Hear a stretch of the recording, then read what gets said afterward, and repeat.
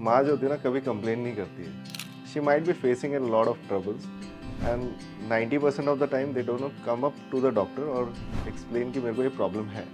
अगर कोई भी ये वीडियो में पहले ही डिस्क्लेमर दे रहा हूँ, वीडियो वॉच कर रहा है, ठीक है, तो वो एटलीस्ट ये वीडियो डेफिनेटली उन लोगों से शेयर करे जिनके घर में फीमेल है. Either she is in early, जैसे इमीडिएटली आफ्टर मैरिज बच्चे होने वाले हैं, बेबीज 5-6 साल बड़े हो चुके हैं, स्कूल जाने लग गए हैं, या अभी मेनोपॉज वाला पीरियड आने वाला है, या पोस्ट मेनोपॉज में. कि अगर आपको कोई भी पेन हो रहा है किसी भी पार्ट में, चाहे वो नी में हो या बैक में हो, सो इमीडिएटली एक्सरसाइजेस ना करें. क्योंकि बहुत समय क्या होता है कि आपको कोई इंजरी हुई है, से इट एक्ट्स एज ए से आग में घी डालने वाला काम. कि कोई अगर लड़ाई करके आया है घर पे, बहुत गुस्से में आया है, तो will you serve him tea और ठंडा पिलाएंगे? ऑब्वियसली बात. तो जब भी इन्फ्लेमेशन या पेन या स्वेलिंग बहुत बढ़ गई है, आपको उसे ठंडा करना है. आपको उसे और मारना नहीं है और गर्म नहीं लगाना है. कुछ लोगों ने किसी के साथ काम किया था, देख के सीख गए, ठीक है, तो वो लोग अगर जब आके मसाज करते हैं तो उन्हें ये नहीं पता कि कितना प्रेशर देना है. कि आज हम नी रिप्लेसमेंट के बाद पेशेंट्स को active lifestyle in gym, running, jogging, gym में लटकने की exercises, and to a point कि हॉस्पिटल स्टेज लाइक आज सर्जरी हुई है, आज एडमिट हुआ है पेशेंट, कल या परसों में डिस्चार्ज हो रहा है, वहाँ पे आ गए. Alcohol and smoking definitely they are associated with osteoporosis, bones को सॉफ्ट करने के लिए. जब भी हम कोई ऑइंटमेंट लगाते हैं या कोई बाम लगाते हैं, ज़रूरी नहीं है कि वो अंदर जाके वो उस आर्थराइटिस के इन्फ्लेमेशन को कम करे. ये एक्चुअली डाइवर्शन का वे होता है. एक्सरेज या MRIs are not the indication point. हाँ, डेफिनेटली किसी को प्रॉब्लम है, पर्सिस्टेंट पेन है, ठीक है, तो उसके 2 क्राइटेरिया बता दिए. एक तो या तो चलना कम हो रहा है, या दवाइयाँ पेन किलर रेगुलर खा रहे हैं.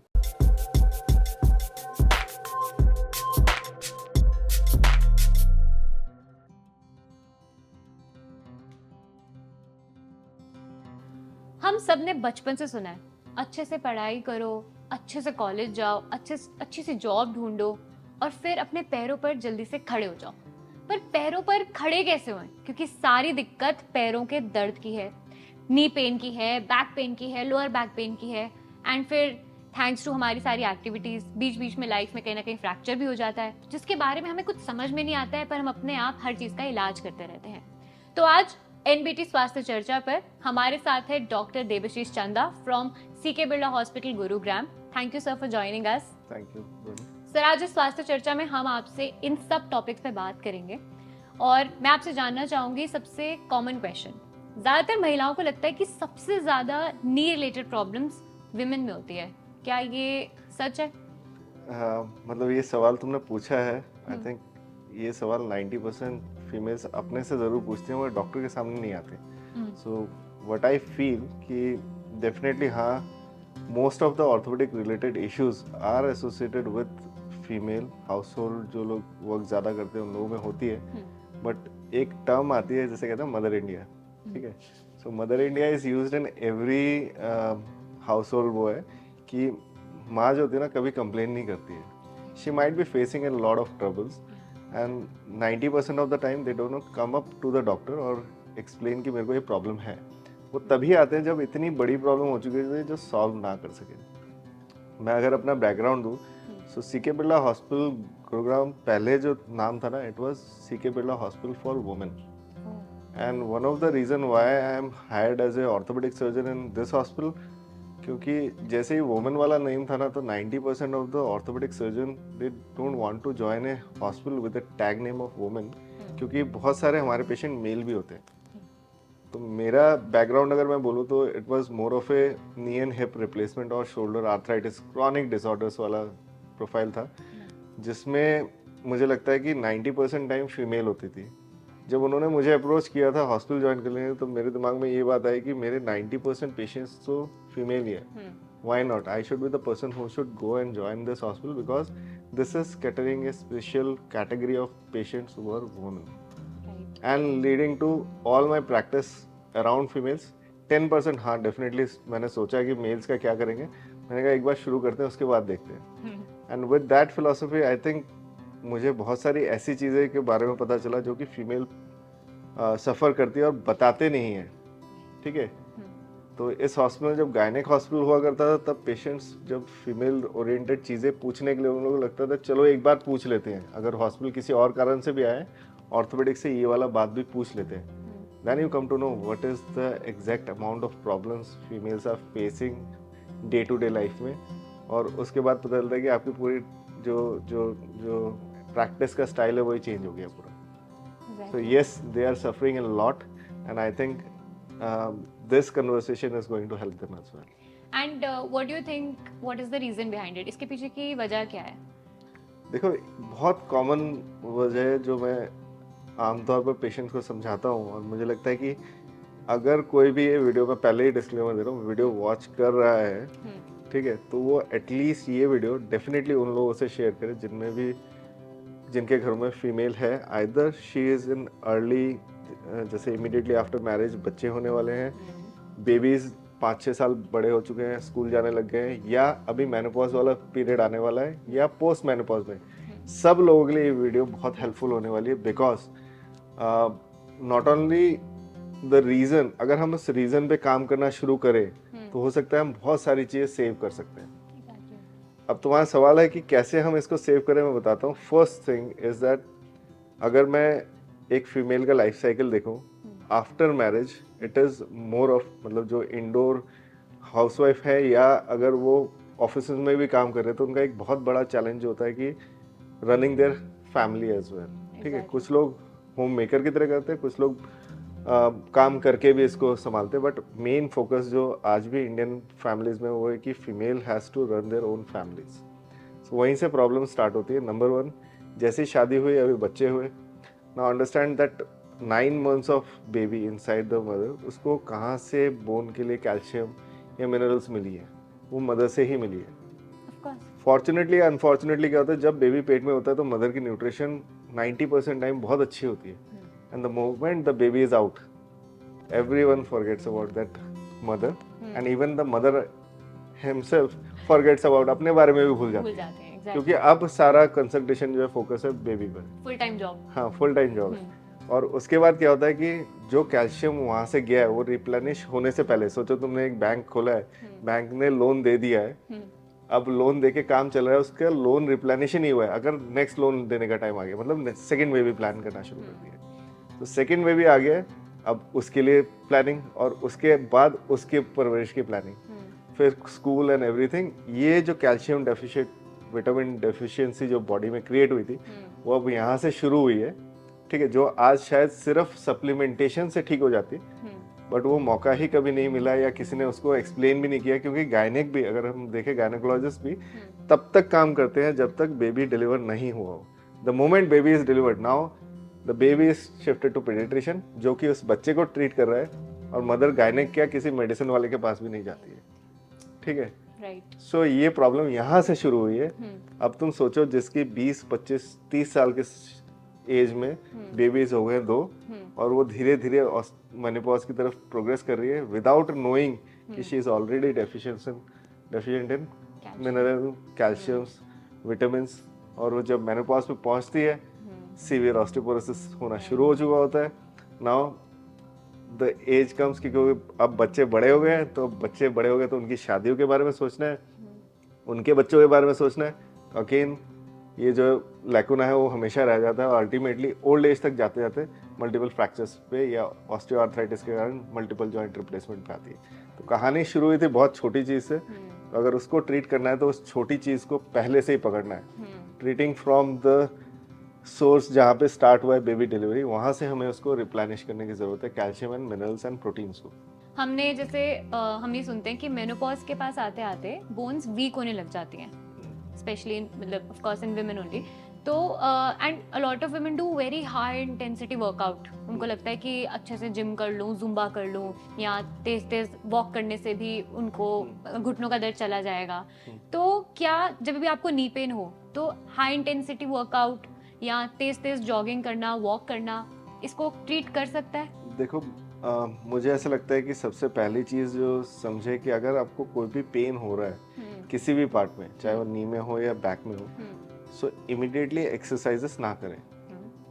क्योंकि बहुत समय क्या होता है कि आपको कोई इंजरी हुई है, से इट एक्ट्स एज ए से आग में घी डालने वाला काम। ओके। ठीक है। एग्जाम्पल्स इसलिए दे रहा हूँ क्योंकि ये याद रहेंगे लोगों को। हाँ। ठीक है। और हम 90% टाइम क्या करते हैं, जैसे घुटनों में दर्द हुआ तो हम एक्सरसाइजेस और फास्ट करना शुरू कर देते हैं, which lead to a problem की जहाँ पे कि हम एक्सरसाइज बिल्कुल नहीं कर पा रहे और जिंदगी भर के लिए एक्सरसाइज बंद हो जाने वाली है। सो हमारा फिर से एक एग्जांपल देता हूँ कि मैं अपने पेशेंट्स को एग्जांपल्स देता हूँ कि you have to fly like a plane, not like a rocket. There is a possibility of rocket going up and going coming down. Plane smooth जाता है और स्मूथ नीचे लैंड कर जाता है, चांसेस ऑफ क्रैश रॉकेट में ज़्यादा होते हैं। ठीक है। तो अपनी लाइफ में एक्टिविटी एक्सरसाइज को हमेशा प्लेन की तरह स्टार्ट करें जो कि स्मूथली लैंड करे। ठीक है। अगर आपको कोई प्रॉब्लम हो रही है किसी भी जॉइंट में, नी हो, बैक हो, शोल्डर हो, तो एक्सरसाइज करके प्रोवोक ना करें, उस समय रेस्ट दें। एंड उसके बाद आप जब ठीक होना शुरू हो, पेन डिसअपेयर होना शुरू हो, या आपने किसी डॉक्टर को दिखाया, उन्होंने कुछ मेडिकेशन या ट्रीटमेंट दिया, जब वो ठीक होना शुरू हो उसके बाद आप उसको आगे स्टार्ट करें। अब इसका एक और रिपरकशन, जैसे मैंने बोला कि इमीडिएटली रेस्ट देना है, तो कुछ लोग क्या होता है कि हमेशा के लिए रेस्ट दे देते हैं उस एक्टिविटी को, बेड पे पड़ जाओ। हाँ। अब वो भी खराब है। So you have to understand rest for period till the recovery happens, then you gradually start your exercise again with a trainer. ठीक है। सिखा के कोई दे कि इंजरीज ना हो। जैसे आपने शोल्डर पेन की बात करी, शोल्डर पेन होता है, बैक पेन होता है, लोअर बैक पेन होता है, नी पेन होता है। कुछ लोगों को लगता है कि नी पेन हो रहा है तो आइस पैक रख लेते हैं, कुछ को लगता है कि हम हीटिंग पैड रख लेते हैं। तो ये हमें कैसे पता चलता है कि हमें कौन से दर्द में ठंडी सिकाई करनी है या कौन से दर्द में हमें गर्म सिकाई करनी है? ये हमें कैसे डिफरेंशिएट करना चाहिए? ये ना बहुत ही ट्रिकी सवाल है। ठीक है। अगर हम अपने किसी भी सीनियर बंदे को पूछे, जैसे अपने घर में दादा दादी या ग्रैंड मदर्स को, ग्रैंडफादर्स को पूछेंगे, तो everyone will come up with this answer कि आपको अगर चोट लगी है तो गर्म सिकाई कर लो। ठीक है। अब अंडरस्टैंड अगर हम करेंगे, चीज को समझेंगे सही से, तो उसका सॉल्यूशन इजीली निकाल सकते हैं। जैसे आपको अगर चोट लगी और आपका कोई एक जॉइंट सूज गया है, ठीक है, तो जब भी आपको सूजन होगी आप उसको टच करोगे तो देखिएगा गर्म है वो। ठीक है, हॉट। नाउ अंडरस्टैंड, दोबारा से एग्जांपल देके समझाता हूँ कि कोई अगर लड़ाई करके आया है घर पे, बहुत गुस्से में आया है, तो will you serve him tea और ठंडा पिलाएंगे? ठंडा पिलाएंगे, ऑब्वियस बात है। तो जब भी इन्फ्लेमेशन या पेन या स्वेलिंग बहुत बढ़ गई है, आपको उसे ठंडा करना है, आपको उसे और मारना नहीं है और गर्म नहीं लगाना है। गर्म लगाओगे definitely will feel Sudan out, but it will increase the vascularity, खून की सप्लाई और बढ़ जाएगी और सूज जाएगा। ओके। सो ये आग में घी डालने वाला काम है। तो you have to understand, you have to go back, do icing, circulation कम होगी, स्वेलिंग कम होगी, सारी चीजें सेटल डाउन कर देंगी। जैसे घर में कोई गुस्सा करके आया है तो उसे आपने ठंडा ही पिलाना है, गर्म नहीं करना है। और कहते हैं ना यार, थोड़ा ठंडा होके बात कर, तो इसलिए ठंडा ही। यस। तो ठंडी सिकाई हमें हमेशा उस समय करनी है जब स्वेलिंग को कम करना हो। अगर आपको जैसे गर्म सेक करना है, कौन से केसेस में गर्म करते हैं, जैसे क्रॉनिक बैक पेन है, ठीक है, बहुत सालों से दर्द है, स्टिफ हो जा रहा है जॉइंट, या जॉइंट जो है स्टिफ है, स्वेलिंग नहीं है, जैसे एल्बो स्टिफ है किसी का इंजरी के बाद लॉन्ग टाइम में, नी स्टिफ हो गया है जिसमें रेंज ऑफ मोशन नहीं मिल रहा है, उन केसेस में हम लोग आज के दिन पे हॉट थेरेपी करते हैं। अगर सिर्फ समझने के लिए समझे, बाकी सारी चीज़ों में आइस पैक से होना है, क्योंकि इन्फ्लेमेशन होती ही होती है। अगर आपको इन्फ्लेमेशन आ रही है, जा रही है, मतलब आपने हॉट किया, इन्फ्लेमेशन आ गई, तो बहुत समय हम हॉट एंड कोल्ड थेरेपी भी करते हैं। बट मोटा मोटा अगर मैं सबको समझाने के लिए बोलूँ, एक्यूट इंजरी, इन्फ्लेमेशन, उसको कम करने के लिए icing is the right thing. And chronic issues जिसमें कि stiffness is more of an issue, in that case scenario we can go for hot packs. Usually आज के दिन पे जॉइंट्स के अराउंड हॉट पैक्स नहीं करते हैं, आइस पैक ज़्यादा करते हैं। मतलब अगर आपको घुटनों में दर्द हो रहा है, मम्मी को घुटनों में दर्द हो रहा है, तो उनको हॉट बॉटल ना देकर आप आइस पैक दीजिए। Exactly sir. जैसे हम अगर लोअर बैक पेन की बात करें, तो विमेन को मेंस्ट्रुअल साइकिल के दौरान भी लोअर बैक पेन होता है, उसमें भी वो हॉट बैग का इस्तेमाल करती हैं, तो उस टाइम पर भी they should go for ice pack? देखो, it is a chronic issue, ठीक है। अब उनका जब भी मेनोपॉज होता है उसके समय सिम्टम्स क्या आ रहे हैं, जैसे स्टिफ बैक अगर आ रहा है, वो स्टिफ हो जा रही है, मूवमेंट में डिफिकल्टी आ रही है, then you need more of muscles to relax, तो hot will give them benefit, ठीक है। और ब्लड सर्कुलेशन बढ़ेगा उस एरिया में, बैक में, तो जितने भी इन्फ्लेमेशन इन्फिल्ट्रेट्स है वो वहाँ से वॉश आउट होंगे। तो hot pack in that scenario is better. अगर एक्यूट मसल स्पाज्म हो गया, जैसे आपने कोई सामान उठाया और सडनली एकदम मसल खिंच गई है, टाइट हो गई है, in that you can do ice pack which will soothen the muscle as well as which will give extra stiffness. अब मैं कह रहा हूँ एक्स्ट्रा स्टिफ कर रहा हूँ कि अगर वो स्लिप डिस्क हुआ है तो उसको प्रोवोक होने से बचाएगा, ठीक है। तो in acute pain yes ice pack, chronic में जैसे मेंस्ट्रुअल साइकिल में मोस्टली स्टिफनेस की फीलिंग आती है, that will be gone with hot PACS. Okay, अब थोड़ा आगे बढ़ते हैं। मैं आपसे जानना चाहती हूँ नी रिप्लेसमेंट सर्जरी के बारे में। काफ़ी लोगों के बीच में नी रिप्लेसमेंट सर्जरी बहुत मतलब आजकल ट्रेंड भी कर रही है, जिससे पूछो कोई एक जुड़वा के बैठा है तो कोई दोनों बदलवा के बैठा है। तो नी रिप्लेसमेंट सर्जरी करवानी कब चाहिए और ये होती कैसे है? अच्छा देखो, मेरा बैकग्राउंड जैसे मैं बता देता हूँ कि मैं जॉइंट रिप्लेसमेंट सर्जन ही हूँ, ठीक है। आजकल जॉइंट प्रिजर्वेशन के लिए बहुत ज़्यादा फोर्स करता हूँ क्योंकि प्रिजर्वेशन यंग पेशेंट्स में आती है।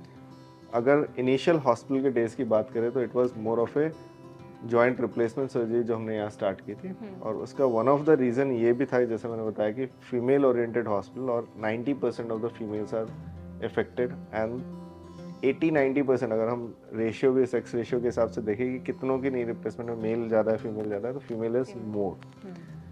नाउ आज के दिन पे बहुत लोग सर्जरीज के लिए आज भी टैबू है कि बहुत लोग सोचते हैं कि सर्जरी कराएं कि नहीं कराएं, और सर्जरी के रिजल्ट्स कैसे होते हैं, तो डर बहुत ज़्यादा है। तुम ये बोल रहे हो कि ट्रेंड है, डेफिनेटली हाँ है। जब वो देखते हैं कुछ अच्छे रिजल्ट्स, देन दे थिंक कि हाँ we can go forward and get the surgery done. Exactly. But आज के दिन पे भी ये टैबू है, सिग्निफिकेंट टैबू है।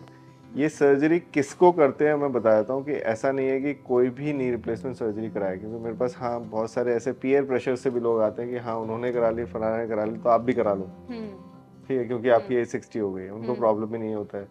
प्रॉब्लम भी ऐसे होते हैं, माइनर प्रॉब्लम्स होते हैं जो कि सॉल्वेबल है। तो अगर फर्स्ट चीज मैं बोलूँ कि इंडिकेशन ऑफ सर्जरी, मतलब कब सर्जरी की आप असली कैंडिडेट हैं, तो उसके लिए 2 क्राइटेरिया मैंने एकदम अपने प्रैक्टिस में फिक्स कर रखे हैं।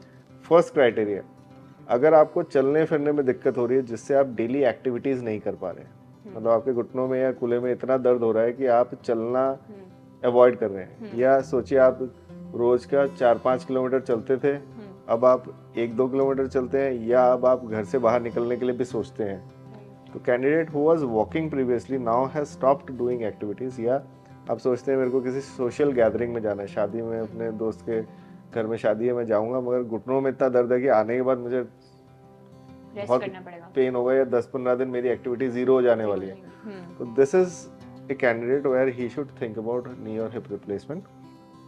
दूसरा क्राइटेरिया है, कुछ लोग बहुत ही मतलब चालाक टाइप के होते हैं, वो क्या करते हैं कि पेन मेडिसिन खा लेते हैं ताकि दूसरे को पता ना चले कि मैं दर्द में हूँ, दिखाना नहीं चाहते हैं, ठीक है। सो अब क्या होता है कि शादियों का त्यौहार आया और उन्होंने रोज की रोज पेन किलर खाने शुरू कर दिए। नाउ अंडरस्टैंड, ये जो क्रॉनिक इश्यूज है, आर्थराइटिस के, घुटने घिस गए हैं, वो आज एजिंग के कारण हुए हैं। मेरे एक एज हो गई, बुढ़ापा आ गया, मेरे घुटने घिस गए, it is not going to happen कि ये सडनली जवान हो जाए, ठीक है। तो पेन किलर कितने दिन के लिए लेना है, ये लोग रेगुलर पेन किलर ले रहे होते हैं ताकि वो अपनी एक्टिविटीज कर सके। एक कैंडिडेट है जो चलना फिरना बंद कर दिया है, बाहर जा ही नहीं रहा है, अपनी एक्टिविटीज कर नहीं रहा है क्योंकि दर्द होगा सोच के, क्योंकि उसको ये भी पता है कि पेन किलर लेने से साइड इफेक्ट है। दूसरे को लगता है कि चलो पेन किलर ले लेते हैं, क्या होगा, ये एक्टिविटीज तो करनी है, कर लेता हूँ। अभी 1 दिन के लिए शुरू होता है, 2 दिन के लिए शुरू होता है, और महीनों कंटिन्यूस पेन किलर्स पे होते हैं पेशेंट, तो किडनी, लिवर और हार्ट सब में डैमेज हो जाएगा। सो ऐसे दोनों कैंडिडेट्स को सर्जरी के बारे में सोचना है, ठीक है। बट अनफॉर्चुनेटली हमारे पास जो पेशेंट आते हैं वो आते हैं ऐसे कि सर ये हमारा एक्सरे है, इस पे 10 डॉक्टर ने सर्जरी बोली है, क्या आप बोलेंगे? मैं दिन का 4-5 किलोमीटर चलता हूँ। एक्सरेज या MRIs are not the indication point. हाँ, डेफिनेटली किसी को प्रॉब्लम है, परसिस्टेंट पेन है, ठीक है, तो उसके 2 क्राइटेरिया बता दिए। एक तो या तो चलना कम हो रहा है या दवाइयाँ पेन किलर रेगुलर खा रहे हैं। रिलेटिव इंडिकेशन, हाँ कि आपको पेन इतना है कि आपको बॉदरसम हो रहा है, परेशानी हो रही है, आप जो एक्टिविटीज करते थे वो नहीं कर पा रहे हैं, these are indications of surgery, not X-ray या MRI। मेरे पास बहुत सारे पेशेंट्स फोटोज भेजते हैं एक्सरे की, सर इसमें सर्जरी करानी है कि नहीं करानी। It is not that and it is different. Okay, इसमें कुछ एज ग्रुप का भी होता है कि अगर आपने अर्ली 30s अर्ली 40s में करा लिया तो you can recover fast from the surgery, या आप 50-60 के बाद ही करा सकते हो? देखो आज के टाइम पे criteria age is not a criteria, ठीक है, मैं बताता हूँ कि मैं जैसे जॉइंट रिप्लेसमेंट एंड प्रिजर्वेशन जो दोनों चीज़ें बता रहा हूँ, इसलिए बता रहा हूँ क्योंकि आज के दिन पे जैसे यंगर एज ग्रुप है, 30 साल, 40 साल, 50 साल के पेशेंट्स को हम लोग नी रिप्लेसमेंट डायरेक्टली या हिप रिप्लेसमेंट डायरेक्टली नहीं बोलते। क्यों? क्योंकि इन इम्प्लांट्स की भी एक लाइफ है। ठीक है, अगर मैं एक सर्जरी करता हूँ तो मैं मैक्सिमम से मैक्सिमम जो अच्छे रिजल्ट्स, अच्छे इंपॉर्टेंट इम्प्लांट्स के साथ मैं 25 से 30 साल से 35 साल तक खींच सकता हूँ। ठीक है, so getting a surgery done at 30 years knee replacement, think you add 30-35 to that, it comes out 65. So you have to get a redo surgery done. Redo कितने रीडूज कर सकते हैं? बहुत समय रीडूज जो है फास्ट फॉरवर्ड भी हो रही है, किसी और कारण से फेलियर्स हो गए। ठीक है, तो यंगर एज ग्रुप में वी वांट कि patient to pull as much as possible, तो उसमें प्रिजर्वेशन का रोल आ जाता है, जिसके बाद आपको 100% श्योर है कि दोबारा सर्जरी की जरूरत नहीं पड़ेगी। वो एज है जैसे 55 to 60 एंड अबव। अब आपने इसमें सर्जरी कर लिया, आप 30 से 35 साल ऐड करोगे तो 60 वाले के साथ 90-95 की एज पहुंच जाएगी। अगर इतनी पहुंच गई है तो आपको लगेगा कि कभी दोबारा जरूरत नहीं। सो 55, 60 and 65 is the ideal age जहाँ पे कि हम सर्जरी के बारे में सोचें और जिंदगी में दोबारा उसके बारे में, उस पेन के बारे में ना सोचें। Younger patient, yes, many times जैसे रिमेटॉइड आर्थराइटिस इतना खराब है या कुछ ऐसी इंजरीज हो गई है कि लाइफ ही अटक गई है, in those cases yes we can do replacement at early age and guiding the patient कि हाँ हमें रीडू की जरूरत पड़ेगी। और रीडू भी आजकल बहुत सेफ है, इसलिए घबराए ना। जहाँ तक हो सकता है हम डिले करें, जहाँ हमें लगता है कि कंप्लीट गाड़ी बंद हो गई, मतलब चलना फिरना बंद कर दिया पेशेंट ने, then we should think about getting it replaced. ठीक है, so I think these are the things which patient should know it. आजकल तो टीवी भी स्मार्ट है, तो टेक्नोलॉजी हर जगह है, तो आई एम श्योर कि नी रिप्लेसमेंट में एंड मतलब इन सभी चीज़ों में भी टेक्नोलॉजी का कहीं ना कहीं पर इन्वॉल्वमेंट हुआ होगा। तो आज के ट्रीटमेंट में और पहले के ट्रीटमेंट में क्या डिफरेंस आ गया? देखो, मैं अगर अपना ही करियर के बारे में बताऊं कि मैंने जब replacement surgery first time assist की थी, इट्स वे बैक इन 2007 की बात बोल रहा हूँ। Today we are here at 2024। जब फर्स्ट सर्जरी असिस्ट कराई थी तब मेरा कहना था कि पेशेंट्स को हम ये बताते थे कि आप शायद घुटना 90 डिग्री से ज़्यादा मोड़ेंगे नहीं, आपको एक रेस्ट्रिक्टेड लाइफ जीने की ज़रूरत पड़ेगी, आपको बहुत ध्यान रखना है बहुत सारी चीज़ों का। ठीक है, हम पेशेंट्स को 15-15 दिन तक हॉस्पिटल में रखते थे, मतलब कि स्टिच रिमूवल तक नी रिप्लेसमेंट का पेशेंट हॉस्पिटल में रहता था। मैं गवर्नमेंट सेटअप की बात बता रहा हूँ, टू ए पॉइंट कि आज हम नी रिप्लेसमेंट के बाद पेशेंट्स को active lifestyle in gym, running, jogging, gym में लटकने की exercises, and to a point कि हॉस्पिटल स्टेज लाइक आज सर्जरी हुई है, आज एडमिट हुआ है पेशेंट, कल या परसों में डिस्चार्ज हो रहा है, वहाँ पे आ गए हैं। तो this is my life cycle of this less than I think 20 years, जिसमें कि मैंने ये देखा कि एक सडन चेंज आ गया है पूरी तरह। ठीक है, टेक्नोलॉजी डेफिनेटली यस, पहले हम मैनुअल सर्जरीज करते थे, फिर नेविगेशन सर्जरीज में मैंने 10 साल काटे हैं, two point now it is robotic surgeries. So it has completely change the scenario कि हम लोग क्या सर्जरीज पहले कर रहे थे, क्या एक्सपेक्टेशंस लोगों को दे रहे थे, और आज के दिन पे क्या एक्सपेक्टेशंस लोगों के पास है। मुझे लगता है कोई ऐसी एक्टिविटी नहीं है जिसको मैंने अभी तक अपने पेशेंट्स में मना किया हो, और ये एवर इवॉल्विंग फेज आ रहा है। ठीक है, और हम भी इवॉल्व हो रहे हैं पेशेंट्स के साथ कि देख रहे हैं कि हाँ ये करता है तो इससे कोई डैमेज तो नहीं होता है, नहीं होता है तो we encourage them to keep on doing it and regular showing us. So लोग स्क्वाटिंग क्रॉस लेग से छोड़ के अब जिमिंग में, रनिंग, जॉगिंग एंड इवन बहुत समय घुटनों से लटकने वाली एक्सरसाइजेस भी कर रहे हैं पेशेंट्स, मेरे खुद के पेशेंट्स कर रहे हैं, and 5 year, 10 year, 15 years results, they are persistently good. So मुझे नहीं लगता कि ऐसा कोई एक्टिविटी जो हम मना कर रहे हो, और technology has completely change where we have completely shifted to robotic surgeries. Robotic surgeries के भी सुपर एडवांटेजेस हमें मिल रहे हैं, और मुझे लगता है कि अभी भी इवॉल्विंग फेज है। In next few years robotic surgeries might take over all the surgeries in orthopaedics. हो सकता है कि सारी सर्जरीज हम रोबोट के साथ ही कर रहे हो। तो आफ्टर केयर जो होती है रोबोटिक सर्जरीज की, एंड अगर हम पहले की सर्जरीज की बात करें तो वो क्या सेम ही है या उनमें भी कुछ चेंजेस हैं? डेफिनेटली बहुत सारे चेंजेस आ गए हैं। जैसे मैं अगर सर्जरीज के हिसाब से बताऊं कि हम लोग पहले सर्जरी से 1-2 दिन पहले पेशेंट को एडमिट किया करते थे, बिकॉज प्री ऑपरेटिव प्लानिंग हम बहुत पहले कर सकते हैं, ओपीडी बेसिस पे करते हैं, तो हॉस्पिटल में पेशेंट को एडमिट होने की ज़रूरत नहीं है। they have made our life very helpful in one sense कि सर्जिकल ब्लड लॉस बिल्कुल नहीं हो रहा है. अगर आपका ब्लड लॉस नहीं हो रहा है तो आपको ब्लड ट्रांसफ्यूजन या ब्लड से रिलेटेड कोई इशू नहीं सोचने होते हैं. तो हम जैसे सर्जरी करते हैं उसी दिन शाम को पेशेंट को स्टैंडिंग वॉकिंग स्टार्ट करा सकते हैं. ब्लड लॉस कम होने के और भी रीजंस रोबोटिक सर्जरीज के साथ इसलिए हैं क्योंकि हम लोग टिश्यू हैंडलिंग जो सर्जरी करते हो जो स्कार होता था बहुत बड़ा होता था, scar size has gone less. Second, tissue handling कम कर रहे हैं तो ब्लीडिंग वैसे भी कम हो रही है और पेन कम होगा पेशेंट को. तो सर्जिकली पेन, पेशेंट का पेन मैनेजमेंट बेटर होता जा रहा है. ठीक है. स्टैंडिंग वॉकिंग सेम डे से कर रहे हैं. दूसरे तीसरे दिन पे पेशेंट घर अपने जा पा रहे हैं. Within 4-5 days they are starting their own activities inside the home. Independent walking 15 days के अंदर घर के सारे कामों में लग पा रहे हैं. जहां हम पहले सर्जरी करने के बाद 3-4-6 महीने सोचते थे, अब वो रिजल्ट हमें 15-20 दिन 25 दिन में आ रहा है. मैंने भी सुना है कि आफ्टर सर्जरी जैसे कि आपको 4 से 5 महीने बिल्कुल वॉकर के साथ चलना है और आपको रोजाना आइस पैक रखना है. लाइक मेरे नोन में किसी ने कराई थी तो उनका पूरा लाइफ साइकिल पूरा चेंज हो गया था. And they used to live on first floor and specially उन्होंने शिफ्ट किया ग्राउंड फ्लोर पे क्योंकि स्टेयर्स नहीं चढ़ने मना किया था डॉक्टर ने कि स्टेयर्स भी नहीं चढ़ना है. देखो वही मैं बता रहा हूँ कि जो एक्टिविटीज पहले कर रहे थे और आज में जमीन आसमान का डिफरेंस है. वॉकर रोबोटिक सर्जरीज आने के बाद हम लोग अगर प्री हैब पे ध्यान दें, पेशेंट को बिफोर सर्जरी एक्सरसाइजेस करके रेडी करके रखें और उनकी रोबोटिक सर्जरीज के साथ सर्जरीज करें तो मुझे लगता है कि वॉकर तो बहुत कम पेशेंट में, एजेड पेशेंट में ही ज़रूरत पड़ती है. Even they can start directly on stick. Even stick भी बहुत सारे पेशेंट्स को हम लोग हटा देते हैं. Within 15 days they can go back to their normal activities. Stick और सहारे की ज़रूरत ही नहीं है. And there are plenty of examples now. ठीक है, प्लेंटी मतलब इतने लोगों ने कराया और इतने अच्छे रिजल्ट सामने आ रहे हैं कि लोग इस पे अब मुझे लगता है कि कोई कंसर्न ही नहीं है. एक पेशेंट को आप ये भरोसा दो कि आप अपनी यंग लाइफ में जो कर पा रहे थे वो सारी एक्टिविटीज अगर कर पाओगे तो उनका डर भागेगा.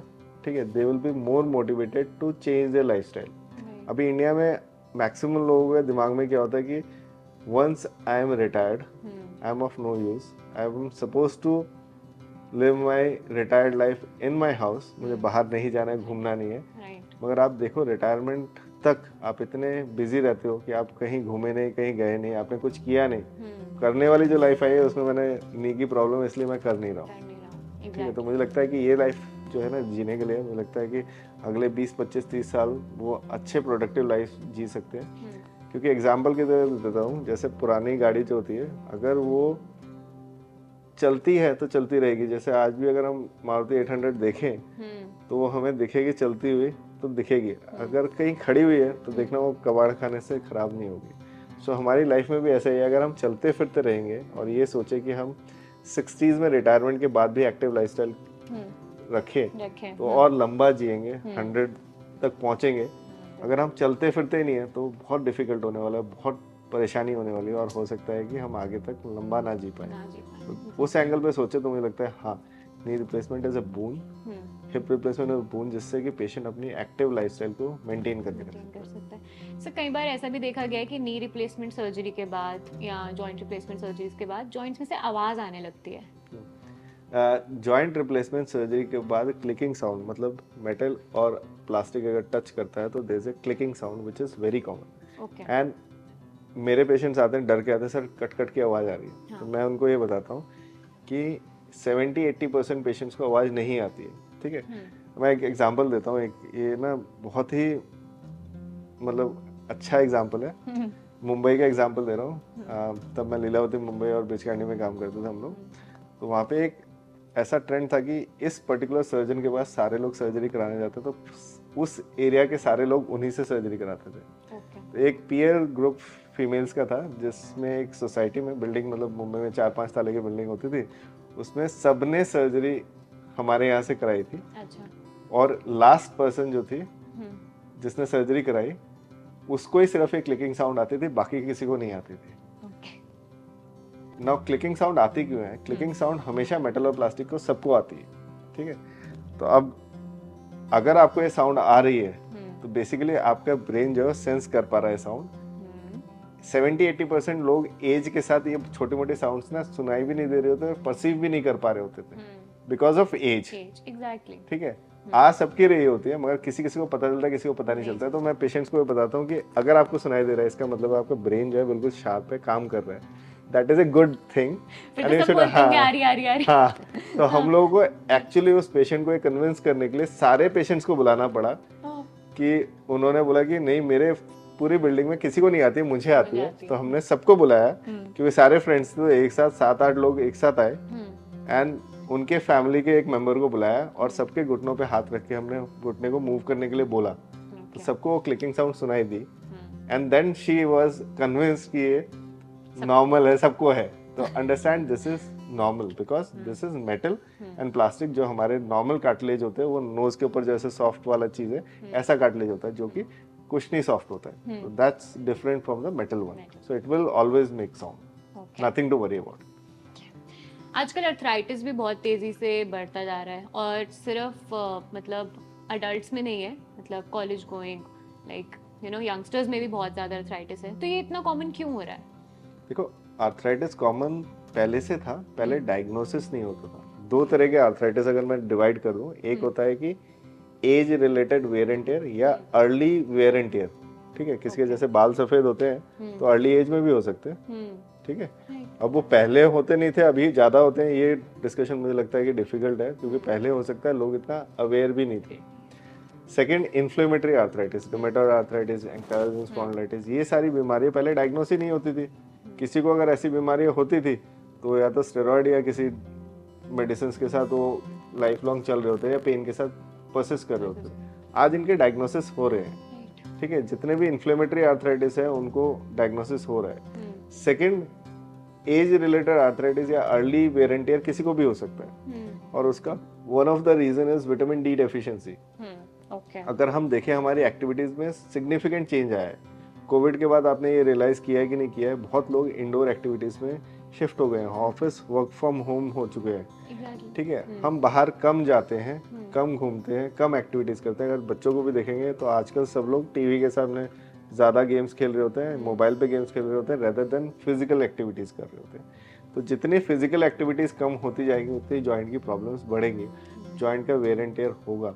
विटामिन डी डेफिशिएंसीज लोगों को है, और इतना ज़्यादा है कि लोग उसके एग्जाम्पल ऐसे देते हैं कि अच्छा मेरा कम है तो मेरे साथ वाले का कम है, मेरे ऑफिस में सबका कम है। What does it matters? ये डेफिनेटली 100 लोगों में 100 को नहीं मैटर कर रहा है, मगर 20 को मैटर करता है, और वो 20 ऐसे होते हैं जिनको आर्थराइटिस डेवलप होता है। तो I think awareness is more important rather aware ना होना, और सेकेंडली एक्टिविटी एक्सरसाइजेस ज़्यादा से ज़्यादा करना, वो भी बहुत इंपॉर्टेंट है। डू यू थिंक कि बहुत देर तक बैठना, स्मोकिंग करना, सोडास, अल्कोहल, ये भी कहीं ना कहीं बोन्स को वीक करते हैं, आर्थराइटिस? हाँ, अगर मैं बोलूँ कि अगर आप इनएक्टिविटी की तरफ जाओगे, active person and inactive person, definitely arthritis, joint problems उनकी ज़्यादा होगी, या बैक की प्रॉब्लम ज़्यादा होगी जो लोग नहीं चलते हैं। Alcohol and smoking definitely they are associated with osteoporosis, bones को सॉफ्ट करने के लिए। और दोनों ही category patients, male and female में, फीमेल्स में ज़्यादा एक्टिवली प्रॉब्लम क्रिएट करती है रेदर देन मेल्स में। तो मुझे लगता है कि हाँ, ये सारी चीज़ें होती है। सोडा का भी डेफिनेटली रोल है, but I think more of it is activity. अगर आप एक्टिव लाइफस्टाइल देख रहे हैं, एक्टिविटी ज़्यादा कर रहे हैं, तो डेफिनेटली आपको वेयर एंड टेयर या आर्थराइटिस के चांसेस कम है as compare to those who are not doing it. Okay, अच्छा, आजकल एक सिंड्रोम के बारे में काफ़ी बात होती है, which is carpal tunnel syndrome.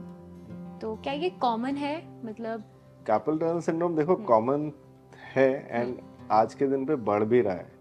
मैं अगर बोलूँ कि हाँ, कॉलेज टाइम से अभी में क्या डिफरेंसेस आए हैं, बहुत ज़्यादा केसेस अब ज़्यादा दिखाई देते हैं, क्योंकि बहुत ज़्यादा माउस पैड या माउस यूज़ करने के कारण भी है, सेकंड मोबाइल यूजेस के कारण भी है, थर्ड वेट गेन से भी कार्पल टनल बहुत ज़्यादा आ सकता है। तो ये सारी चीज़ें, जैसे sedentary lifestyle has increase weight, उनके कारण हो रहा है, and continuous working on laptops और डेस्कटॉप्स पे हम लोग ज़्यादा से ज़्यादा काम कर रहे हैं, जिससे कि हमारे जॉइंट्स में इस तरह के कंप्रेशन सिम्टम्स आते हैं। कार्पल टनल सिंड्रोम में मोस्टली फीमेल्स ज़्यादा इन्वॉल्व होती है, और बहुत सारे एसोसिएट चीज़ें जैसे थायराइड के पेशेंट्स में ज़्यादा दिखाई देता है, ठीक है। और बहुत सारी इंजरीज में भी कार्पल टनल बहुत कॉमनली दिखाई देता है। But definitely yes, trend is going up because of lifestyle again. Lifestyle. एक बार हमारी ऑडियंस के लिए आप बता सकते हो कि इसके सिम्टम्स क्या हैं और ये कैसे मतलब ज़्यादा ट्रेंड में आ रहा है? कार्पल टनल सिंड्रोम का मैं बता देता हूँ कि जैसे उनमें सबसे टिपिकल जो फर्स्ट इनिशियल फीचर होता है कि रात के टाइम पे हाथ में हैवीनेस फील होना। मॉर्निंग टाइम डे टाइम में कुछ नहीं होता, रात होते ही दोनों हाथ में लगता है कि हैवीनेस फील हो रही है और एक स्पेसिफिक एक्शन ये करने से पेशेंट को लगता है कि थोड़ा सा इंप्रूवमेंट आया झटके मारने से। ठीक है, सेकेंड चीज़ है कंटिन्यूस पेन होना। थर्ड चीज़ है कि हाथों की उंगली इंडेक्स और थंब के फिंगर्स में नमनेस फील करना या ऐसा लगना कि जैसे उसमें सो गए हैं। जैसे बहुत समय होता है कि हम पैर एक पोजीशन रख देते हैं और उसके बाद लगता है कि पैर सो गया है, उस टाइप की फीलिंग आना। और लास्टली ऐसा होता है कि लोगों के चीज़ें पकड़ने में डिफिकल्टी हो रही होती है। सो ये मोस्टली उन लोगों को ज़्यादा होती है जिन्होंने सडन वेट गेन किया होता है, थायराइड के पेशेंट्स होते हैं या कंटिन्यूस सारा दिन माउस के साथ यूज़ कर रहे हैं। ठीक है, इसी के लिए हम लोग बहुत समय देख रहे हैं वर्टिकल माउसेस भी आने शुरू हो गए, जो कि एक ट्रीटमेंट भी है इसका कार्पल टनल सिंड्रोम का। सर अब आगे बढ़ते हैं ज़रा फ्रैक्चर और लिगामेंट टेयर के बारे में बात करने के लिए। तो दोनों में क्या डिफरेंस है और दोनों का ट्रीटमेंट क्या सेम होता है? देखो, फ्रैक्चर और लिगामेंट इंजरीज ना बहुत ही समय एक जैसे ही दिखाई दे रही होती है। फ्रैक्चर बेसिकली अगर समझाने के लिए, fracture is any injury to the bone part. Bony part, हड्डियों में जब भी कोई चीज़ टूटती है उसे हम फ्रैक्चर बोलते हैं। लिगामेंट इंजरीज जब जॉइंट के अराउंड दो बोन को जो चीज़ें जोड़ के रखती हैं वो रस्सी टाइप की चीज़ होती है, लिगामेंट होते हैं। ठीक है, सो मेनी टाइम क्या होता है कि लोग आते हैं और कहते हैं कि अरे अच्छा वो फ्रैक्चर नहीं है। ठीक है, तो उनको लगता है कि लिगामेंट इंजरी तो ऐसे ही है, but unfortunately ligament injuries healing delay करती है और फ्रैक्चर जो है वो कभी कभी जल्दी हील कर जाता है।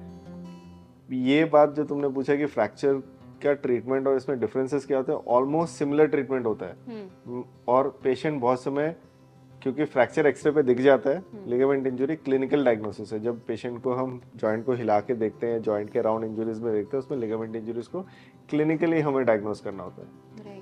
और पेशेंट का भरोसा ये होता है कि फ्रैक्चर दिख गया तो हाँ डॉक्टर साहब आप प्लास्टर कर दो, और अगर लिगामेंट इंजरी है तो प्लीज़ अरे यार यहाँ तो फ्रैक्चर दिख नहीं रहा है। लोगों को लगता है कि ओवर ट्रीटमेंट ना हो रहा, ओवर किल ना हो रही है। सो इसलिए ट्रीटमेंट ऑलमोस्ट सिमिलर है, समझना जरूरी है। और कभी कभी लिगामेंट इंजरीज में ट्रीटमेंट लंबा भी हो सकता है।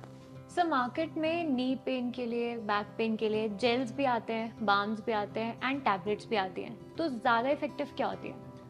देखो, आई थिंक ऑइंटमेंट्स या किसी तरह का भी जो बाम्स होते हैं उनका जो मैकेनिज्म एक्शन होता है वो बेसिकली होता है कि डाइवर्टिंग द पेन और डाइवर्टिंग द पेन सेंसेशन। जब भी हम कोई ऑइंटमेंट लगाते हैं या कोई बाम लगाते हैं, ज़रूरी नहीं है कि वो अंदर जाके वो उस आर्थराइटिस के इन्फ्लेमेशन को कम करे। ये एक्चुअली डाइवर्शन का वे होता है। डाइवर्शन का मतलब है कि वो एक बर्निंग सेंसेशन, या क्योंकि उनमें कैप्सिसिन और बहुत सारी चीज़ होती है जो बर्निंग सेंसेशन देती है, और एक कभी कभी ठंडा गर्म वाला सेंसेशन भी देती है। उससे क्या होता है कि आपके ब्रेन के जो रिसेप्टर्स है वो पेन थ्रेशोल्ड जो उसके नीचे घुटने के जॉइंट के अंदर से आ रहा है, उस पेन को बेसिकली इसके साथ कंफ्यूज करा देते हैं। ठीक है, so it is a diverting act. ठीक है, जैसे बहुत समय आपने देखा होगा कि बहुत सारी चीज़ों में अचानक से कोई जैसे मॉब की कोई एक फाइट चल रही है और सडनली कुछ और एक पीछे इंसिडेंट हो जाए तो सारा मॉब जो है डाइवर्ट हो जाता है दूसरी side. So that sort of thing actually attacks. So definitely yes, it is a wonderful thing, but many a time जो बहुत ज़्यादा प्रॉब्लम्स होती है, जैसे आर्थराइटिस के कारण घुटने इतने बेंड हो गए हैं कि मूव भी नहीं करते या सीधा खड़ा होना ही मुश्किल है, तो उन केसेस में काम नहीं करते। But definitely it is a way of treatment and all of them have similar effects. ठीक है, ऐसा कोई नहीं है कि हमने इसमें जो मेडिसिन दी वो अंदर जाके वो इन्फ्लेमेशन को कम करने वाले, ऐसा नहीं होता यूजुअली। और अक्सर लोग ऐसा सोचते हैं कि अगर हमने कोई ऑइंटमेंट लगाई है और उससे हमें हीट सेंसेशन आ रही है तो इसका मतलब है कि वो हमारा दर्द खींच रहा है, पर ऐसा नहीं। हाँ, ये एक्चुअली डाइवर्टिंग टैक्टिक्स है और it actually works well. Nothing, ऐसा कुछ नहीं है कि इसको हम मना करें कि ये नहीं करना है, कर सकते हैं। बट अगेन जब भी बाम से ऑइंटमेंट्स लगानी है तो एक चीज़ मेरी एडवाइस है कि बहुत ज़्यादा सीवियर दबा के मसाज ना करा लें। ठीक है, जिनसे कभी कभी muscle injuries, muscle tears, even bony injuries भी हो जाती है, तो जस्ट हल्के हाथों से आप बाम लगा सकते हैं। इवन आइस पैक के बाद भी बाम लगा सकते हैं, बट बाम लगाने के बाद हॉट पैक ना करें, क्योंकि कैप्सिसिन होता है, कभी कभी बर्निंग सेंसेशन इतना ज़्यादा हो जाता है, ये बर्न भी हो जाते हैं पेशेंट्स के, तो उनको अवॉइड कर सकते हैं। बाकी this are okay to use. कई बार लोगों को जब ज़्यादा दर्द निकल आता है तो लोग, जैसे आपने देखा होगा, कई बार मालिश वालों के पास चले जाते हैं, तो वहां पर जाकर उसका एक अलग ही इलाज होता है जिससे कई बार प्रॉब्लम और खराब हो जाती है। तो क्या ऐसे अपने आप मसाज करने से या किसी भी मालिश वाले के पास जाने से हमारा दर्द ठीक हो सकता है जो कि बहुत पुराना है? देखो, massage is a good therapy, but understand कि बहुत कम लोग ना ट्रेन मसाज करने वाले होते हैं। ठीक है, अभी मैक्सिमम लोग जो लोग मसाज करते हैं, जो कि मेडिकल मैनेजमेंट के लिए मसाज कर रहे होते हैं, वो लोग बहुत डिफरेंट तरीके के, जैसे कुछ लोगों ने किसी के साथ काम किया था, देख के सीख गए, या कुछ लोगों ने देख के ही सीखा होता है मालिश करना। ठीक है, तो वो लोग अगर जब आके मसाज करते हैं तो उन्हें ये नहीं पता कि कितना प्रेशर देना है। से आपके पैर में दर्द है और आपके पैर की मसाज कर रहे हैं, और एक 60-70 ईयर्स की माता जी जिनके पैरों में दर्द हो रहा है और पता चले कि उनके पैरों में दर्द के साथ उनका ऑस्टियोपोरोसिस भी है, आपने इतने जोर से दबा दिया कि हड्डी टूट गई। ठीक है, and it happens, exactly, and it is so common that at least हफ्ते में 1-2 पेशेंट को हमें ऐसा मिलता ही है।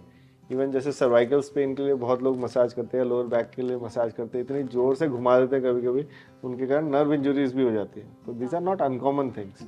तो इसलिए हमारी एडवाइस रहती है, massage is okay, you can go with massage, but understand it should not be done rigorously. बहुत लोग थाई मसाज की तरह नॉर्मल पेशेंट को मसाज कर देते हैं, एंड दिस एक्चुअली हैपेंस। ठीक है, अब तुम अभी स्माइल दे रहे हो, पेशेंट के सामने सोचो ये सब सुनने के बाद हमें भी स्माइल आती है, और you can not actually smile in front of the patient, तो you have to discourage these activities. But आपको नहीं लगता कि लोग जैसे देखते हैं कि कोई पहलवान उनका मसाज कर रहा है, तो they gain trust कि यार yes actually पहलवान was actually initially जो ऑर्थोपेडिक सर्जरी से पहलवान का ट्रीटमेंट है। अगर आप अभी भी रूरल एरियाज में जाओ या लो सोशियो इकोनॉमिक एरियाज में जाओ, स्लम्स में जाओगे, तो वहाँ पे ऑर्थोपेडिक ट्रीटमेंट जो है पहलवान ही कर रहा होता है, खींच के झटका मार के ठीक कर देते हैं। सो डेफिनेटली यस, बहुत सारी चीज़ों में झटका मारने से रिलीव आता है। It is again diverting the pain to somewhere else, और सडन लॉकिंग या डिसलोकेशंस होते हैं उनको रिड्यूस हो जाता है, बट मेनी टाइम्स इंजरी हो जाती है। अब इंजरी होने के बाद पहलवान ने क्या किया वो नहीं पता, मगर इंजरी करवाने तक बहुत लोगों का वो इम्प्रूवमेंट भी करते हैं। बट आई थिंक आज का मॉडर्न ट्रीटमेंट जो है वो काफ़ी सेफ है, तो उसके लिए मुझे लगता है कि लोगों को जाना चाहिए। पहलवान वाला ट्रीटमेंट आई थिंक आज के दिन पे रिकमेंड नहीं करोगे। अच्छा सर, अगर किसी को फ्रैक्चर हो जाए, किसी का हाथ टूट जाए, तो सबसे पहले हमें क्या करना चाहिए? जैसे हमारे साथ कोई अगर है और उसका हाथ टूट जाए, हमें दिख रहा है कि लटक गया है हाथ, बिल्कुल, तो सबसे पहला स्टेप क्या होना चाहिए? देखो, एक राइस रेजिमेन आता है, RICE। ठीक है, राइस का मतलब रेस्ट। इमीडिएटली आपको जब भी चोट लगे, कोई फ्रैक्चर हुआ है, इमीडिएटली उस पार्ट को रेस्टिंग पोजीशन में ले लें। ठीक है, उसको स्प्लिंटेज कर दें। स्प्लिंटेज का मतलब, अगर सोचे कोई भी आपके पास लकड़ी का फट्टा मिले या गत्ते का, जैसे सबसे इजीली अवेलेबल, जैसे घरों में किताबों के गत्ते होते हैं, उनको आप नीचे स्प्लिंटेज कर सकते हैं एंड कंफर्टेबली उसको किसी चीज़ से, ताकि हिले ना, आप एक क्रेप बैंडेज से या किसी भी दुपट्टे से हाथ को उस क्या बोलते हैं, बोर्ड के साथ बांध के रख दे, हिलाने ना दे। Resting is first thing. Second, immediately ice pack start कर दे। आइस पैक से क्या, इन्फ्लेमेशन कम होगी, ब्लीडिंग कम होगी, स्वेलिंग कम होगी, तो पेन कम होगा। ठीक है, कंप्रेशन बैंडेज हम लोग क्रेप बैंडेज से या दुपट्टे से दे सकते हैं, कंप्रेशन दबा के रख सकते हैं, जिससे कि स्वेलिंग ज़्यादा बढ़ेगी नहीं, और जितना हो सके चीज़ को एलिवेट कर दें, ताकि एलिवेशन से क्या होता है, जैसे ही एलिवेट करेंगे तो वेनस सर्कुलेशन बेटर हो जाती है, ग्रेविटी असिस्टेड वो होती है, तो उसके कारण वेनस सर्कुलेशन बढ़ने के कारण स्वेलिंग कम आती है। इन द मीन टाइम ऐसे वाली चीज़ों को आप जब तक डॉक्टर के पास ना पहुँचे, तो एटलीस्ट राइस रेजिमेन ये स्कूलों में बच्चों को सिखाया जाता है। जो स्कूल के टीचर्स होते हैं, जो स्पोर्ट्स टीचर होते हैं, राइस रेजिमेन मुझे लगता है उसी एज से स्टार्ट सिखाना शुरू करना चाहिए, क्योंकि ये बहुत इंपॉर्टेंट है, क्योंकि इससे हम मेजर इंजरीज को जब तक डॉक्टर ना देखे तब तक बहुत हद तक कम कर सकते हैं प्रॉब्लम्स। और नॉर्मल इंसान कैसे पता लगा सकता है कि उसको फ्रैक्चर हुआ है या उसका लिगामेंट टेयर हुआ है? मैं एक चीज़ तो बता देता हूँ कि बहुत लोगों के दिमाग में मिसनोमर है कि मेरे को अगर फ्रैक्चर हुआ तो मैं चल नहीं पाऊंगा। हाँ। ठीक है, और ये एकदम ऐसा मिसनोमर लोग लेके आते हैं कि उनके फ्रैक्चर होता है और वो दिखाने के लिए वो चल के आ रहे थे, जिससे वो अपना कुछ ना कुछ डैमेज कर देते हैं। First of all understand, if there is an undisplaced fracture you may be able to walk. ठीक है, बट आपने अनडिस्प्लेस्ड फ्रैक्चर को दिखाने के लिए चल के कि वो फ्रैक्चर नहीं है, आपने अपना फ्रैक्चर ही डिसलोकेट करा दिया, डिस्प्लेस करा दिया। It can also happen. ठीक है, जब भी आपको चोट लगे तो फर्स्ट चीज रेस्ट। आपको लगता है कि नहीं शायद ये फ्रैक्चर नहीं है, तो एक आध दिन देख लो, कोई प्रॉब्लम नहीं है। अनडिस्प्लेस्ड फ्रैक्चर को एलिवेट करके, आइसिंग करके, रेस्ट लेके, पेन मेडिसिन लेके देख लो। जहां आपको लगेगा कि नहीं it is not relieving with my activities, मैं रेस्ट भी ले रहा हूँ मगर still it is hurting significantly, pain बढ़ता जा रहा है, आइसिंग भी कर रहा हूँ मगर स्वेलिंग बढ़ती जा रही है, पेन किलर ले रहा हूँ, जैसे ही उसका इफेक्ट 1-2 घंटे में खत्म होता है और दोबारा आ रहा है, तो डॉक्टर के पास टाइमली आ जाओ। ठीक है, ये मत सोचो कि मैं चल पा रहा हूँ तो फ्रैक्चर नहीं हो सकता, फ्रैक्चर उसके बाद भी हो सकता है। तो क्या फ्रैक्चर के बाद बिल्कुल भी चलना नहीं चाहिए? लोग सोचते हैं कि प्लास्टर लग गया है अब बस बेड पे बैठ जाओ। नहीं, ऐसा नहीं है। बहुत सारे फ्रैक्चर्स में हम लोग वॉकिंग प्लास्टर्स भी देते हैं। ठीक है, ऐसे प्लास्टर्स देते हैं जिससे आप चल सकते हो। जैसे मैं आपको एग्जांपल के लिए बताता हूँ कि ये पहले जो प्लास्टर ऑफ पेरिस का आपने व्हाइट कलर का प्लास्टर देखा हुआ, पहले वही इन जनरल था। सिंथेटिक प्लास्टर आया कहाँ से? 3M कंपनी के जो मालिक था उसका फ्रैक्चर हुआ एंड देन ही डिसाइडेड कि मुझे ऐसा कुछ चाहिए जिससे मैं अपने ऑफिस पे वापस जा सकूं। ठीक है, then this invention came up कि ऐसा प्लास्टर हो जो कि पानी से खराब ना हो, चलने से खराब ना हो, और उसमें डस्ट और ये सारी चीज़ें ना जा सके। ठीक है, सो यस, वॉकिंग प्लास्टर्स आज हम देते हैं बहुत सारे पेशेंट्स को। इवन प्लास्टर्स ऐसे मॉडिफाइड हो गए हैं कि आप इवन पानी में भी स्विमिंग भी कर सकते हैं with plasters. So the technology has advance a lot, तो उसके लिए अपने डॉक्टर से ज़रूर बात करें। सर, कब किसी के पैर में या फिर हाथ में प्लेट और स्क्रू डलता है? देखो, फ्रैक्चर्स में प्लेटिंग, स्क्रू या नेलिंग, ये सारी चीज़ें डिपेंड करती है फ्रैक्चर पैटर्न के ऊपर से। तो मोस्ट ऑफ द फ्रैक्चर्स जो फोरआर्म के फ्रैक्चर्स होते हैं, हाथों के फ्रैक्चर्स होते हैं, एडल्ट लोगों में हम लोग उसमें प्लेटिंग करते हैं। बच्चों में उन्हीं में वायरिंग या नेल्स यूज़ की जाती है। एल्डरली पेशेंट में भी कभी कभी नेल्स यूज़ की जाती है। लॉन्ग बोन्स पे आमतौर पर नेल्स यूज़ की जाती है, थाई बोन, लेग बोन। जो जॉइंट के आसपास फ्रैक्चर्स होते हैं उनमें प्लेट्स यूज़ की जाती है। बट आई थिंक ये डिसीजन ना, पेशेंट कभी कभी दिमाग में एक नोशन लेके आता है कि मैंने तो जी फलाना का फ्रैक्चर हुआ था, उसका प्लेट से ठीक हो गया, फलाने का रॉड से ख़राब हो गया। ये डिसीजन आप अपने डॉक्टर पे छोड़ दीजिए, कौन सा चीज़ सही है गलत है, क्योंकि मॉडर्न सर्जरीज इतनी इवॉल्व हो रही है कि कुछ दिनों में ही सारी इंडिकेशंस चेंज हो जाती है। आपका डॉक्टर राइट पर्सन है जिससे आप डिस्कस करें कि मुझे कौन सी चीज़ लगवानी है। एकदम एडमेंट ना हो जाए कि नहीं मुझे तो प्लास्टर से ही इसका इलाज कराना है, या मुझे इसका सर्जरी करानी है तो फलाना प्लेट ही लगानी है या रॉड लगानी है। लेट द डॉक्टर डिसाइड, क्योंकि बहुत समय आपने एक ही लाइफ में फ्रैक्चर हुआ है, डॉक्टर डेली उसे ट्रीट कर रहे हैं, डेली उसे ऐसे पेशेंट्स को देख रहे हैं, तो उनके पास डेफिनेटली नॉलेज ज़्यादा होती है। कौन सा बेटर है आपके लिए वही करेंगे, और ऐसा कोई डॉक्टर नहीं सोचता है कि अपना पेशेंट वो ख़राब हो। ठीक है, एंड पेशेंट्स के दिमाग में होता है नहीं फलाना डॉक्टर ने सर्जरी बताई, वो सर्जरी ही बताते हैं। ऐसा नहीं है। आज के दिन में सारी चीज़ें चेंज हो गई है। प्लास्टर के ट्रीटमेंट में टाइम ज़्यादा लगता था, बहुत सारे पेशेंट को प्लास्टर से ट्रीट कर सकते, बट प्लास्टर में मैनेजमेंट में ज़्यादा स्ट्रेस आता है, ज़्यादा रिलीजियस देखने की ज़रूरत पड़ती है, जो कि मुझे लगता है पेशेंट के पास भी इतना टाइम नहीं होता कि डॉक्टर के पास हफ्ते में 1 बार या 2 बार जाके दिखाएं। तो इसलिए डिसीजन लेते वक्त डिस्कस करें डॉक्टर से, वो ज़्यादा बेटर है, रेदर देन आप प्री नॉशन बना के आए कि हाँ भाई इसमें तो रॉड डलवानी है, प्लेट डलवानी है या प्लास्टर लगवाना है। हाथ में स्क्रू लगने के बाद आफ्टर केयर कैसी होती है? मतलब बार बार उसको चेक करवाना? इम्प्लांट जब भी अंदर बॉडी में होता है तो फ्रैक्चर हीलिंग के बाद यूजुअली हम लोग एडवाइस करते हैं निकलवा लें। जैसे 1 से 1.5 साल से 2 साल के बाद, 2 साल के बाद it is safe to get them remove. Till then आपको इम्प्लांट इम्पिंज कर सकता है, मतलब कि थोड़ा सा चुभ सकता है। 90% डॉक्टर्स जब इन इम्प्लांट्स को लगाते हैं चुभते नहीं है, क्योंकि मसल्स के अंदर चले जाते हैं। कभी कभी वो लोग चुभते हैं जब जॉइंट्स के अराउंड होते हैं, जहाँ बोन ही आपकी दिखाई दे रही है वहाँ पे इम्प्लांट चुभ सकता है। अगर आपको चुभ रहा है तो निकलवा लीजिए। अगर आपको चुभता नहीं है और आप लॉन्ग रखना भी चाहते हैं तो इम्प्लांट्स बॉडी के अंदर अच्छे से ज़िंदगी भर रह सकता है, उसका कोई साइड इफेक्ट नहीं है। तो निकलवाना ऐसा मस्त नहीं है। अगर आपको चुभता है या उनमें इन्फेक्शन हो गया है या जॉइंट की मूवमेंट को हिंडर कर रहे हैं, तब उनको निकलवा सकते हैं।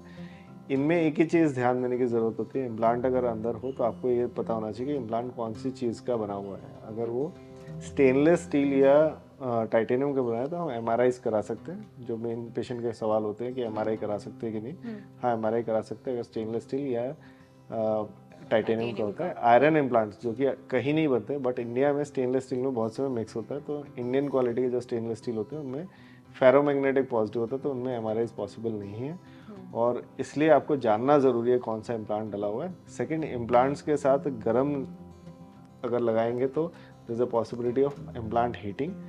थर्डली, इम्प्लांट के एरियाज में अगर इंजरी लग के चोट लगती है तो उनमें इन्फेक्शन होने के चांसेस होते हैं, तो ये केयर हमको रेगुलर लेनी पड़ेगी अगर इम्प्लांट अंदर है। और अगर कोई इम्प्लांट आपको चुभ नहीं रहा है तो निकलवाने का कोई मतलब नहीं है। मतलब वो अच्छी तरह से काम कर सकता कर है। सकता है, सालों साल रख सकते हैं उसे। सर अगर हम नॉक नीज की बात करें तो ये ओबेसिटी में ही होता है या people are also born with it, मतलब पैदाइशी भी हो सकता है किसी को? देखो, नॉकनी या जेनो वेलकम या दूसरा डिफॉर्मिटी होता है बोलेक्स या जेनोवेरम। ठीक है, नॉकनी का मतलब है दोनों घुटने आपस में टकराते हैं और वेरस का मतलब है दोनों दूर की तरफ जाते हैं, बोलेक्स। ये दोनों ही डेवलपमेंटल डिजीज माने जाते हैं। डेवलपमेंटल का मतलब है कोई भी बच्चा या आदमी इनके साथ डिफॉर्मिटी के साथ पैदा नहीं होता है। जब बॉडी ग्रो कर रही होती है बिकॉज ऑफ सम डेफिशिएंसीज और ओवरवेट, बोन जो है डिफरेंट साइज में बेंड हो जाती है। जैसे विटामिन डी डेफिशिएंसी से सबसे ज़्यादा देखा गया है कि ये नॉकनी क्रिएट होती है या बोलेक्स क्रिएट होते हैं। तो ये डेवलपमेंटल डिसऑर्डर माना जाता है। डेवलपमेंट का मतलब है कि जब बच्चा बड़ा हो रहा है, बड़े होते होते टेढ़ा होना शुरू हो गया। जैसे कि पौधा अगर ग्रो कर रहा है, अगर उसको आप टेढ़ा ग्रो कर दो तो टेढ़ा हो जाएगा। तो विटामिन डी डेफिशिएंसी में देखा गया कि ये चीज़ बहुत मिलती है और मुझे लगता है कि विटामिन डी डेफिशिएंसी को रोकना बहुत ज़रूरी है बच्चों में, ताकि इनको रोका जा सके। लास्टली, रेयरली कंजेनिटल हो सकती है, ऐसा नहीं कि नहीं है, 1% हो सकती है कंजेनिटल। जब बर्थ के समय कोई इंजुरीज हुई है, जैसे सेरेब्रल पाल्सीज, एनॉक्सिक इंजुरीज के कारण होती है, उनमें देखा गया है कि जेनो वेलकम या डिफरेंट डिफॉर्मिटीज आती हैं। बट आई थिंक उसके लिए आपको डॉक्टर को दिखाना ज़रूरी है। But 99% it is developmental only. लोग यूजुअली ट्राई करते हैं कि नॉक नीज का घर पर ही ऑयलिंग से इलाज कर दें, अच्छे से वही पहलवानों के साथ मालिश करा कर हो जाए। देखो, मुझे लगता है कि नॉकनी का डायग्नोसिस जो है ना, वो 6 से 7 साल की उम्र में बच्चों में करना चाहिए। बच्चों को अच्छे से देखना जरूरी है, पेरेंट्स का देखना जरूरी है। जहाँ पे भी उन्हें लगे कि हाँ ये गड़बड़ है, डॉक्टर को दिखाएं। क्योंकि 6 से 7 साल की उम्र में, क्योंकि ग्रोइंग एज है, अगर टेढ़ा उग रहा है हम उसे सीधा कर सकते हैं विद विटामिन डी सप्लीमेंट, सिर्फ उतना लेने से। सेकंड, कुछ स्प्लिंट्स आते हैं, कुछ एक्सरसाइजेज आती हैं, उस एज में डेफिनेटली फायदा करती है। बट 8-9 साल की उम्र से it is surgical role which comes up to 14 years. हम लोग कुछ ऐसी छोटी सर्जरीज, डे केयर सर्जरीज कर सकते हैं जिनसे कि टेढ़ी चीज अपने आप सीधी ग्रो करना शुरू कर दे। ठीक है, जैसे एपिफाइसियोडेसिस बोलते हैं या सिलेक्टिव एपिफाइसियोडेसिस बोलते हैं। ऐसी सर्जरीज डे केयर, मतलब कि सुबह आके शाम को जा सकते हैं और बच्चा अपना काम करता रह सकता है और सालों साल में अपने आप सीधा हो जाएगा। ये 8 से 9 साल की उम्र से लेकर 14 साल तक के बीच में, 13-14 साल के बीच में किया जाता है। आफ्टर 14 हमें वो हो गया तो कुछ भी करेंगे, मालिश करें, एक्सरसाइज करें, उनसे किसी से ठीक नहीं होने वाली है। उन केसेस में हमें इसको काट के ही सीधा करने की ज़रूरत है। इसके अलावा वो स्ट्रेट नहीं हो सकता है। ठीक है, और उनसे मालिश से ज़्यादा फायदा नहीं मिलेगा। रेदर हम नस्ल की एक्सरसाइजेस करें तो फायदा है। लास्टली एक चीज़ लोगों के दिमाग में आता है कि अगर पैर टेढ़ा है तो क्या फ़र्क पड़ता है। तो मैं एक एग्जांपल से समझाना चाहता हूँ। अगर कोई भी चीज़ टेढ़ी है, जैसे गाड़ी का अगर टायर टेढ़ा लगा हुआ है, तो there is a possibility it will wear out fast. तो अगर हम इसे करेक्ट कर ले तो डेफिनेटली बेटर है, और अर्ली एज में इसको करेक्ट कर लेना बेटर है। 20 साल की उम्र तक सबसे इजीली करेक्ट हो जाते हैं। सबसे ज़्यादा इजी और जल्दी तरीका क्या है अगर किसी के पैर में मोच आ जाए घर पर ही उसका इलाज करने का? तो जैसे मैंने बताया, राइस रेजिमेन, दोबारा बताता हूँ। रेस्ट इमीडिएटली, जैसे ही आपको चोट लगी है तो आगे ओवर एक्टिविटी ना करें। नॉर्मली लोग क्या करते हैं, उल्टा करते हैं। चोट लगी है तो थोड़ा और चलाते हैं और ठीक होने की कोशिश करते हैं जल्दी। तो जैसे ही चोट लगे, रेस्ट। क्योंकि अगर आपने रेस्ट नहीं लिया तो 2 चीज़ें, एक तो इन्फ्लेमेशन बढ़ेगी अगर आप मूवमेंट ज़्यादा करोगे, दूसरा रिपीट इंजरी हो जाएगी। तो ऐसे बहुत से लोग हैं, हाँ, ऐसे बहुत से लोग हैं जिनकी माइनर इंजरी हुई थी बट उन्होंने उसको ज़्यादा स्ट्रेस दे दिया। खेलते वक्त मोच आया, लगा कि गेम को कंप्लीट कर लेता हूँ, और किया, और अल्टीमेटली मेजर फ्रैक्चर ही हो गया। नंबर 2, रेस्ट के बाद आइसिंग। इमीडिएटली आइस पैक करना शुरू कर दें। हर 2-3 घंटे में 10 से 15 मिनट के लिए आइस पैक करें। पैर को ऊंचा उठा के रख लें, elevation, and compression crepe bandage आती है लाल रंग की, गर्म पट्टी जैसे बोलते हैं, उसे लगा के रख लें। अगर आपको पेन किलर्स लेनी है तो डोलो क्रोसिन की टैबलेट्स जो होती हैं वो ले सकते हैं, कॉम्बी फ्लेम मेडिसिन ले सकते हैं, बट डेफिनेटली अपने डॉक्टर से ज़रूर पूछें। इसके बाद भी आपको पेन परसिस्ट कर रहा है तो डॉक्टर ज़रूर दिखा ले, क्योंकि बहुत से में फ्रैक्चर्स मिस हो जाते हैं। ठीक है, और उसके कारण डिले इन ट्रीटमेंट से डिले इन रिकवरी भी होने वाला है। Okay, thank you so much sir for your time.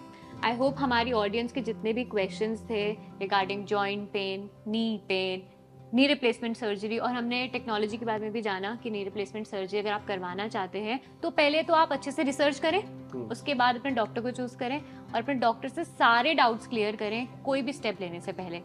और इसी तरह से आप NBT स्वास्थ्य चर्चा देखते रहें और हमारे चैनल को जरूर सब्सक्राइब करें। Thank you.